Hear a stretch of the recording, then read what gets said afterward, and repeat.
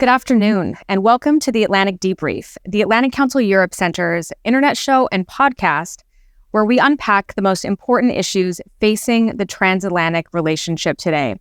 My name is Rizzo, and I'm a non-resident senior fellow here at the Atlantic Council's Europe Center.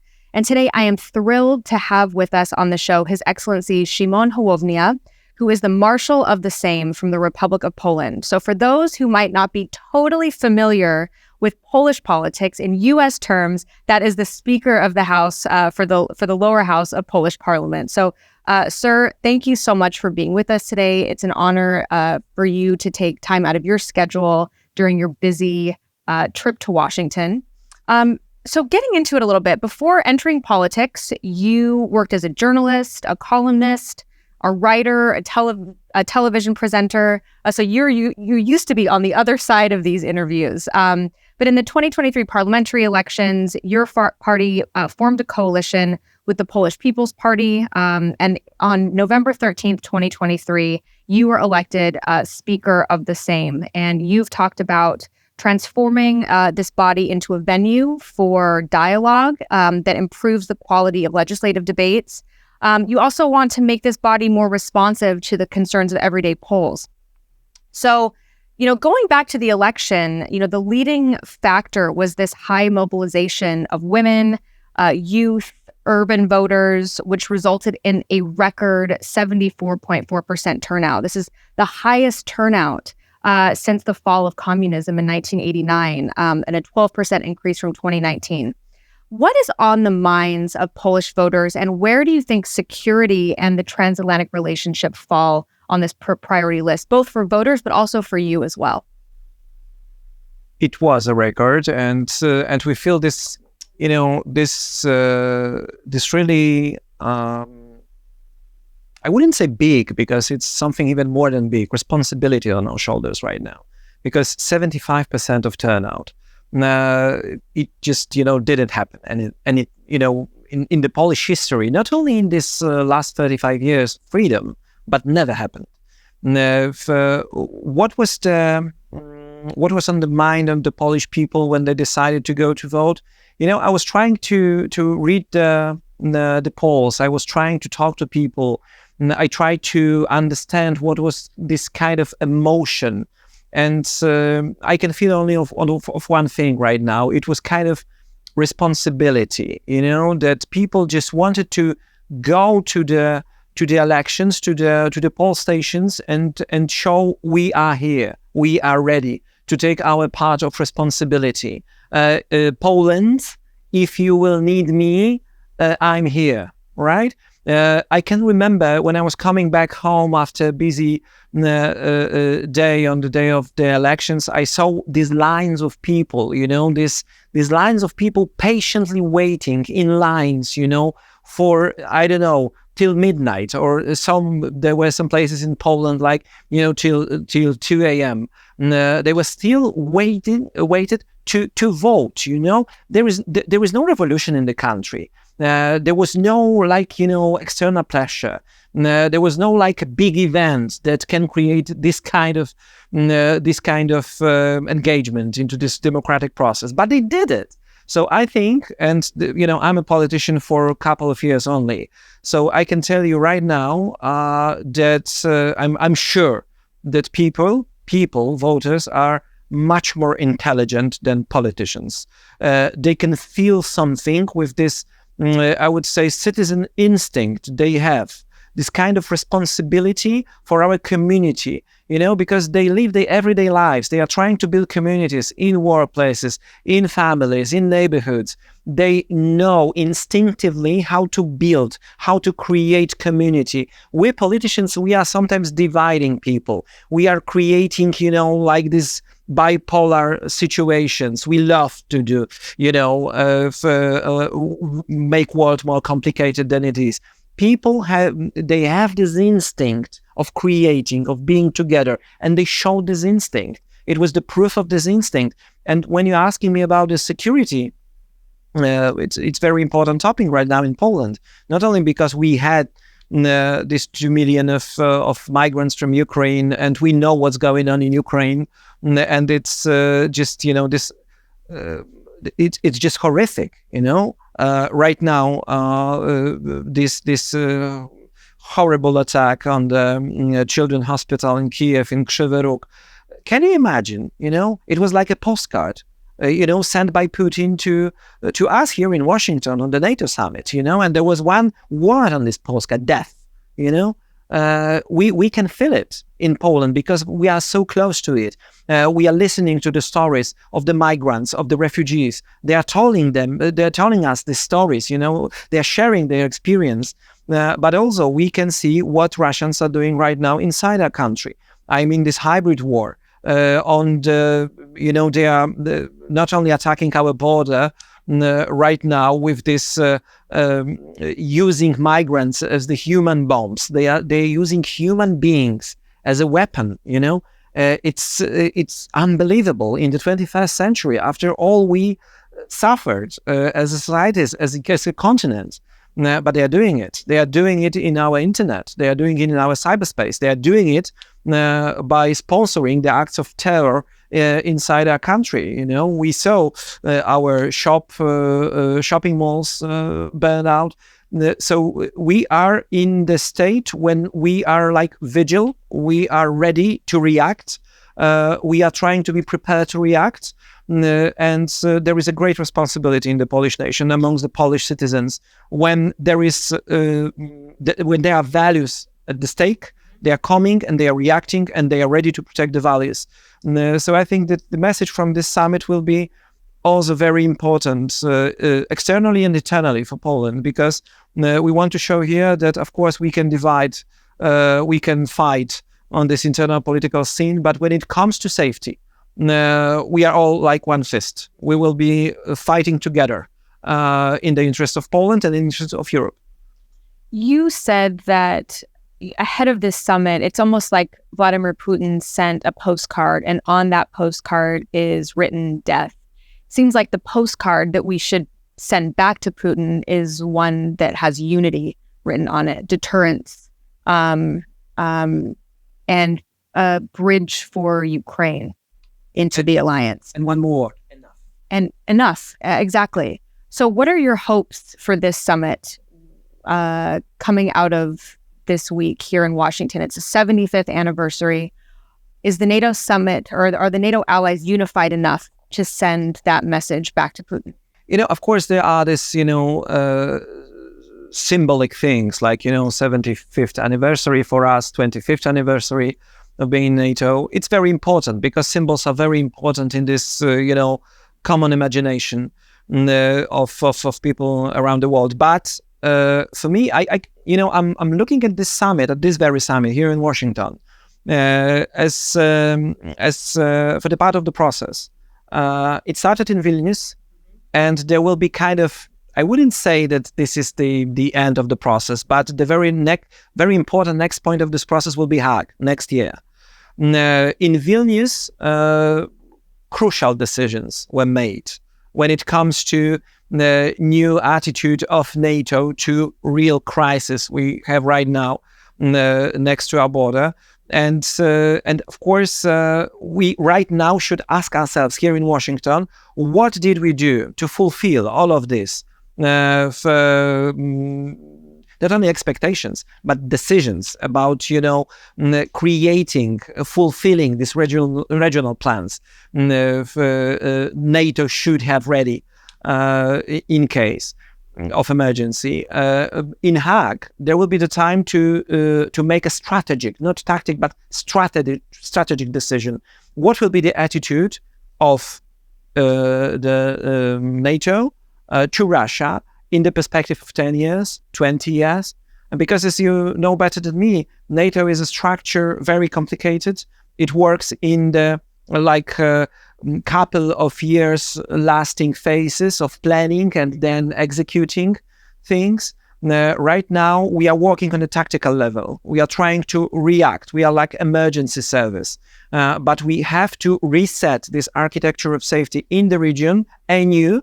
And this process will I feel, will have this crucial point in Hague next year. Right now, we have to show this unity, as you said, to Putin, because, he wanted us to be bored.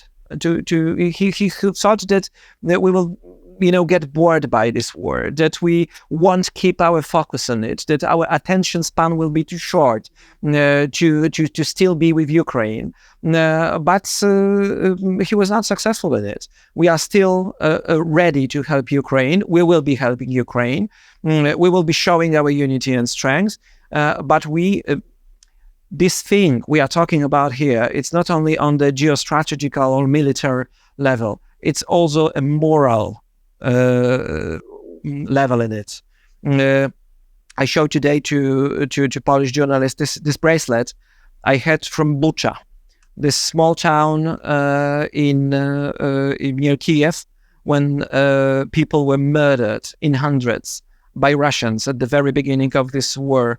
This massacre, I met parish priest there, I met mayor of Bucha, I met people from there, and they were showing me on the very iPhones or the phones these pictures, these movies, they filmed when it happened. It's a kind of like, it's not only political, it's a kind of like satanic, thing you are touching here. These pictures from this morning, these ill people, from the oncotherapy, with bald heads, with driplets in the veins, lying on the streets because the hospital was bombed. Can you imagine? We are fighting not only in the war of one country against another. We are fighting for values. We are fighting for the different shape of the world. This is so much more here. And I think that we should, of course, show our friends from all NATO countries that we should be right now together in spending, in taking responsibility. I used to work in Africa. I started a couple of charities there, and I can see what's going on in Africa when Putin is taking over one country after another. All the evil work he's doing right now in Libya to create this corridor, to be ready in a couple of years to push millions of migrants to the southern border of the European Union and destabilize the situation even more on the continent. He's planning it for 20 years now, and with great consequence, he's doing it step by step. So when I'm talking to our friends from the south of Europe, who are sometimes telling us, but this, of course, I can understand, it's a horrible thing, but still we have like thousands of kilometers, and we have to explain our people that, it's maybe not our priority. No, it's your priority, because if he will be winning on our stage, in our neighborhood, he will make next step in your very neighborhood, and you will see that this is the game we are all invited by him into. We are all included. We are all in the same situation, practically, in NATO. So we have to react. We have to be engaged in these processes together. So you see Poland as the European country to send that message. Because when you look at spending, Poland is spending over 4% at this point. The Baltic states, Lithuania, Latvia, and Estonia are all have increased spending over the last 10 years and are part of the 23 NATO allies that are spending over 2% of their GDP on defense. Does this mean that the geopolitical center of Europe is shifting east a little bit towards Poland? I think so. You mentioned Baltic states. That's why we do have extremely, I would say, good relationship with them. I'm Marshal of Sejm for 7 months right now or something. And I co-created the format with Baltic speakers and with Ruslan Stefańczuk, Speaker of the Ukraine Parliament. At this very summit in Washington, we want to invite our Finnish colleagues to join the pack, to join the group. We are meeting every 2 or 3 months. We are discussing what can we do. We are trying to be vocal together when it comes to important things, because we have this feeling, we are sharing this feeling that we are in the same situation here in the Baltic Sea region. And right now, of course, position of Poland is going higher and higher. It's of course because of our own virtues, but the external situation in European Union helps us to take this responsibility to look what's going on in Germany. The situation is sometimes stable, but we are expecting elections. It could be more unstable. The situation in France, I don't know what will happen after these elections. We expect different things. We can expect different things. Thank God that Marine Le Pen is not on power right now. But what will be the next government after this left movement or radical left movement under this coalition? We will see. But Poland in the middle of this is stable. We have parliament and government with very high level of legitimization of our power, of our deeds and decisions. We will be here as a coalition, as a parliament for 3.5 more years. So it's a bit of time in this process. We are very much dedicated into helping Ukraine. So I think that we are right now one of the leaders, of the main pillars, not only of the eastern flank of NATO, but also of this new European responsibility. Because the old world we get used to is no longer. Right now, there are completely new challenges. Everything should be rebuilt. I have my older daughter is 6, will be 7 years old right now this year. And imagine that during her life happened 2 things we expected not to happen again, in the future. I mean pandemic, I mean war. But it happened, and right now we have to face it. Poland will have crucial role in it. We have resources, we have responsibility, we have legitimated power. We have people, like for instance, our Prime Minister Donald Tusk. His role on the European scene is high, and it will be higher. We expect voting for the next chief of the European Commission next week. We will see what will happen. He's very engaged into this negotiation process. We will manage. And we will fulfill this responsibility. Then finally, speaking of elections, we have a pretty important one here in the United States coming up in November. How do you see the U.S.-Polish relationship adapting or changing moving forward? Seems like that's a main pillar of the U.S.-European relationship more broadly. Do you think it will remain that way? I think they're good, and of course I wanted them not to be founded only on this shopping we are doing in United States, because of course we are spending a lot of money for military, but most of this money we're spending here, buying American stuff, technologies. And of course, it's not only about that. I really want to emphasize that this alliance is built on values, not only on the exchanging of goods and money. We need it. We need it because when I'm making this parliamentary diplomacy, they are sometimes saying that, but what can you do? You're a parliament. You're not a government. You're not an army. You're not a president.